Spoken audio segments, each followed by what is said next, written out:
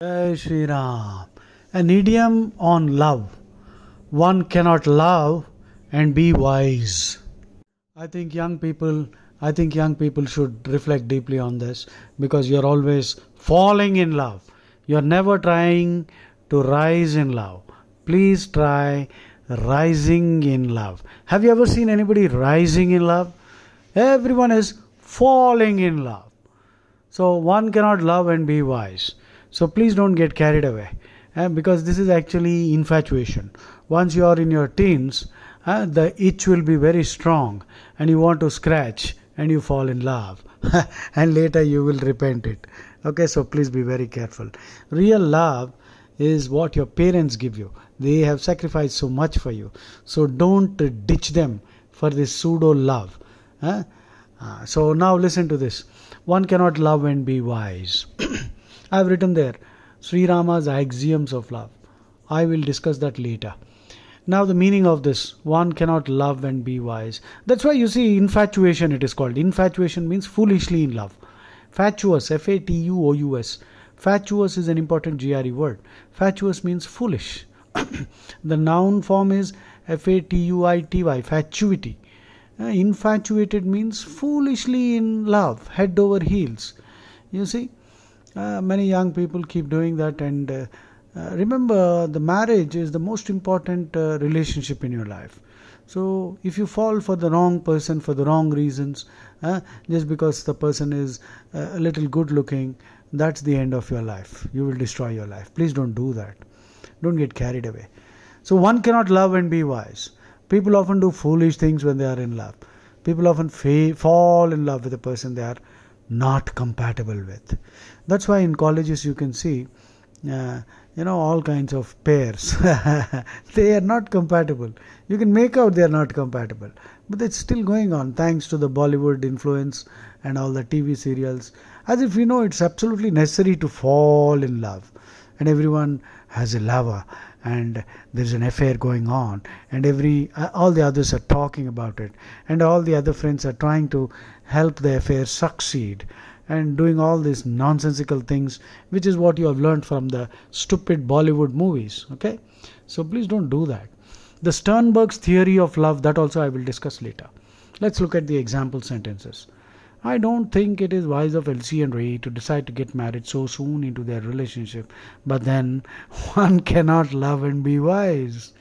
Okay, everyone can see that she will not be a good match for him, but he seems to be head over heels in love with her. Well, one cannot love and be wise.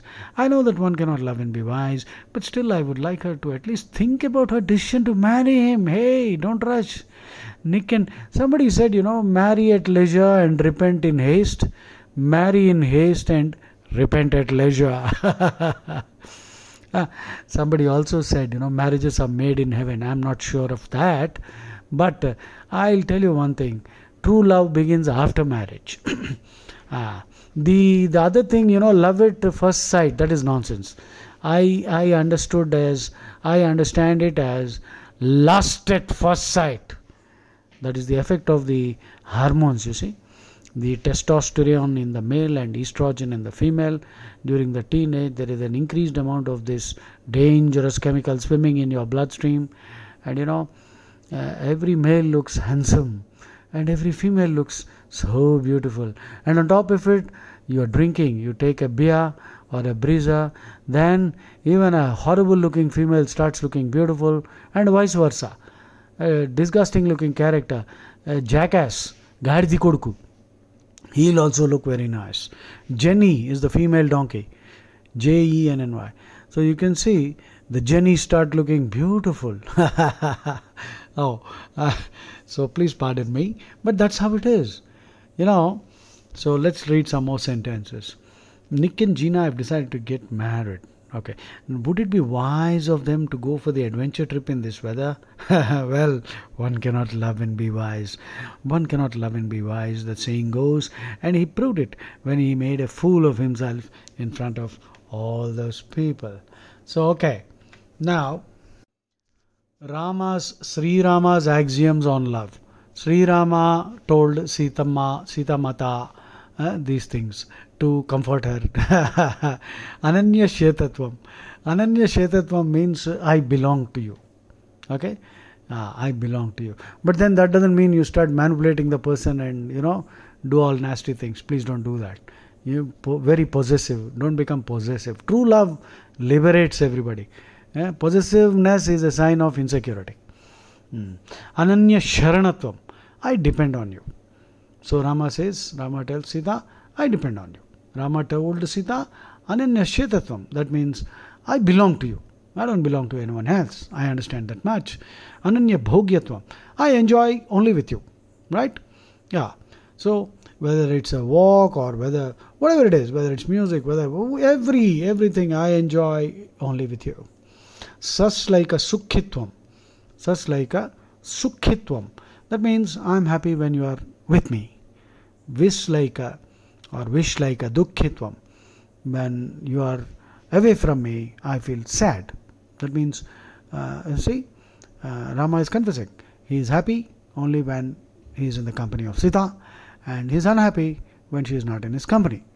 So, Rama sacrificed. Actually, Sita was sent to the forest.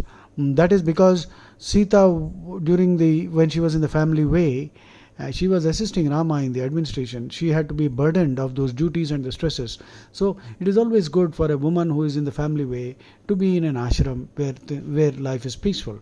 So that is one thing. And also Rama wanted to show to us how ungrateful people in general are. People will repay your kindness with ungratefulness. Even in that age, Sita already passed the Agni Pariksha, fire ordeal. But again she was subjected. So this is how people are. They will not hesitate to tarnish your reputation. So Rama wanted to, tell us all that beware, this is how people are. So don't expect any gratitude and all that. And besides that, Rama also was setting the bar very high. That means a leader should be even Caesar's wife should be above suspicion. That means your character should be such that you shouldn't even give scope for suspicion, which is impossible in today's politics, real politics and Mac politics. So wish like a dukkhitvam. In your absence I am very sad and forlorn. Tadan ananyatvam. Rama finally says, we are not two, we are one. Do jism magar ek jaan hai hum. So we are one, our hearts are one. We may have two different bodies, but we are one. So these are some wonderful axioms of love.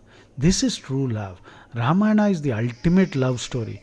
Rama as a king, if Ravana had abducted Sita, Rama could have said, okay, let one go, I can have 10. Dasharatha had 800 wives and 3 principal queens. So his father had 800 and 3 main queens. So Rama could have had 10,000 if he had wanted. But no, he didn't say, okay, ek ko jaane do, I will get 10 more. He took all the trouble, went all the way, suffered, and then fought so many battles.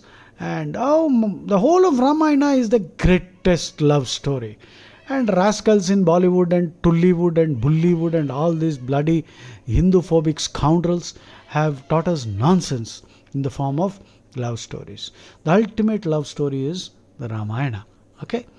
So that is about Rama's axioms on love. And then Sternberg's theory.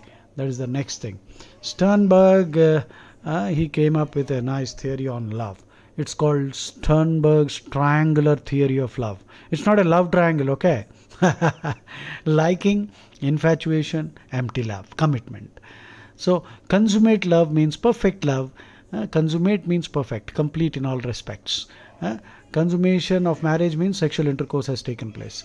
Consummate a contract means all the parties have fulfilled their obligations. So consummate is an important GRE word again. Consummate means perfect. He is a consummate genius. Consummate artist means perfect in all respects.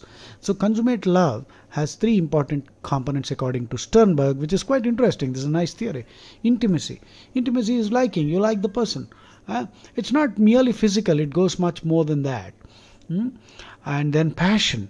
Right? Passion is there. That is, the chemistry is there. And then commitment. and you will not ditch this person, you will not cheat on that person, and you will not, be a hypocrite. So only when all these three things are there. If just one of them is there, liking, that's only friendship, it's intimacy. If only infatuation, that is, yeah, you can understand lust at first sight. Lust at first sight can be easily cured by a second sight. But people, before they take the second sight, they fall, and then they get married. And by the time they have the second sight, your life is already ruined. So lust at first sight can be easily cured by a second sight. That is my own quote. Be careful. And commitment, that means empty love. The other two things are there. That is Manmohan Singh's style of love. So there's absolutely nothing there. So the idiom we learned was, one cannot love and be wise. I hope you enjoyed this small talk. And please by heart Rama's axioms of love. And try to give out your own small talk, 1 minute talk, with your own understanding, your own examples, whatever you have understood about Rama after seeing so many movies. Why don't you try? Make a 1 minute speech or 2 minute speech on Rama's axioms of love. That is my theory, Rama's axioms of love, which I have drawn from Ramayana. Now you go ahead and make a nice YouTube video. Let's see how it turns out. Put on your best, action, histrionic skills. Let us see how you do it. Jai Shri Ram.